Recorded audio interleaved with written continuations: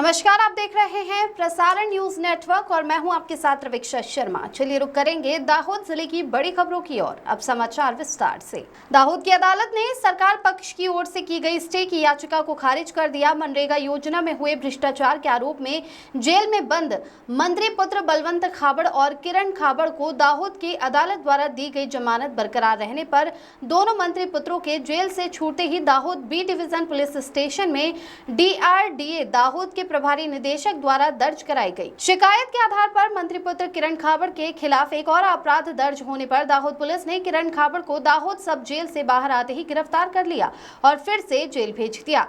मंत्री की फिर से मुसीबतें बढ़ गई है। उनकी एक सांधे 13 टूटे जैसी स्थिति हो गई है।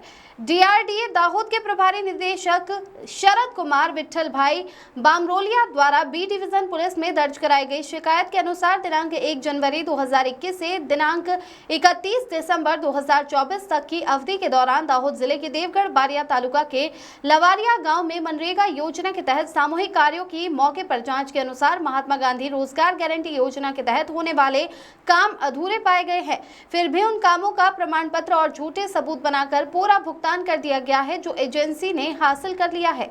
एजेंसी और जिम्मेदार अधिकारी कर्मचारियों ने एक दूसरे के साथ मिलीभगत कर पूर्व नियोजित आपराधिक साजिश रचकर जन कल्याण के लिए मनरेगा योजना के सामूहिक कार्यों में एजेंसी द्वारा अधूरे काम होने के बावजूद मनरेगा के कामों के लिए माल सामग्री सप्लाई करने की निविदा प्रक्रिया में भाग नहीं लिया है या वे उस निविदा प्रक्रिया में L1 नहीं है और सप्लाई करने के लिए अधिकृत नहीं है। ऐसी कानूनी हकीकत वे जानते हुए भी इस एजेंसी ने गैर कानूनी तरीके से सरकारी पैसे हासिल किए हैं। पैसे चुकाने वाले द्वारा एजेंसियों को पैसे का भुगतान कर कानूनी कर्तव्य में लापरवाही बरतने वाले जिम्मेदार सरकारी अधिकारी कर्मचारी अनुबंध आधारित कर्मचारियों ने एजेंसी के साथ मिलीभगत कर अपने आर्थिक लाभ के लिए कीमती दस्तावेज बनाकर उनका सही इस्तेमाल कर सरकार को आर्थिक नुकसान पहुंचाया है और सरकार के साथ धोखाधड़ी और विश्वासघात किया है। उपरोक्त शिकायत के आधार पर दाहोद डिवीजन पुलिस इस संबंध में जिम्मेदार एजेंसी के मालिक और जिम्मेदार सरकारी अधिकारी कर्मचारी अनुबंध आधारित कर्मचारियों के खिलाफ BNS के तहत धोखाधड़ी और विश्वासघात का मामला दर्ज कर दाहोद पुलिस ने मंत्री पुत्र किरण खाबड़ को दाहोद की सब जेल से जमानत मिलने के बाद बाहर आते ही फिर से गिरफ्तार कर जेल भेज दिया, जिससे मंत्री की मुश्किलें बढ़ गई है, जबकि जिले की राजनीति फिर से गर्मा गई है। अगली खबर, पश्चिम रेलवे के रतलाम मंडल द्वारा यात्रियों की सुविधा और नई ट्रेनों के संचालन को ध्यान में रखते हुए दाहोद आनंद मेमू ट्रेन नंबर 69190 की समय सारणी में आंशिक बदलाव किया गया है।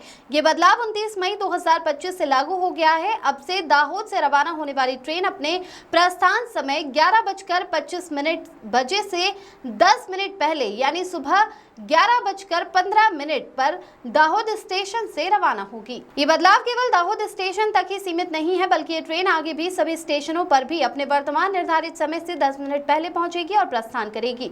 रेलवे प्रशासन ने बताया कि ये बदलाव नई शुरू हुई दाहोद वलसाड़ एक्सप्रेस के सुचारू संचालन के लिए किया गया है।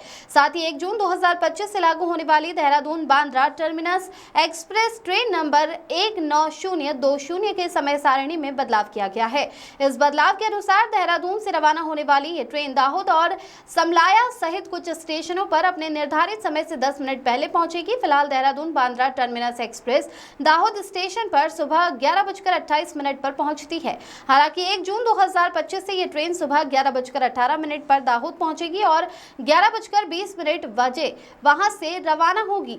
ये बदलाव समलाया स्टेशन तक के समय में भी समान रूप से 10 मिनट की कमी दिखाएगा, यानी समलाया स्टेशन पर भी ट्रेन अपने वर्तमान समय से 10 मिनट पहले पहुंचेगी और रवाना होगी। अगली खबर, भारत सरकार के गृह मंत्रालय द्वारा सिविल डिफेंस वॉरियर्स नाम का पोर्टल शुरू किया गया है, जिसमें सिविल डिफेंस वॉलंटियर्स के तौर पर काम करने के इच्छुक व्यक्तियों के पंजीकरण ऑनलाइन करने के बारे में सुविधा प्रदान की गई है। दाहोद जिले में जो नागरिक सिविल डिफेंस वॉलंटियर के रूप में काम करने के इच्छुक हैं, उन्हें अपनी भागीदारी civil defence volunteers warrior.government.in portal पर ऑनलाइन दर्ज करनी होगी। इसीलिए दाहोद जिले के कॉलेजों के विद्यार्थी, शिक्षकों, प्राध्यापकों, युवाओं और अन्य नागरिकों से जो देश के लिए अपनी ओर से सेवा करने के इच्छुक है, प्रशासन द्वारा इस पोर्टल पर ऑनलाइन रजिस्ट्रेशन कराकर देश की सेवा में अपनी भागीदारी दर्ज कराने का अनुरोध किया जाता है।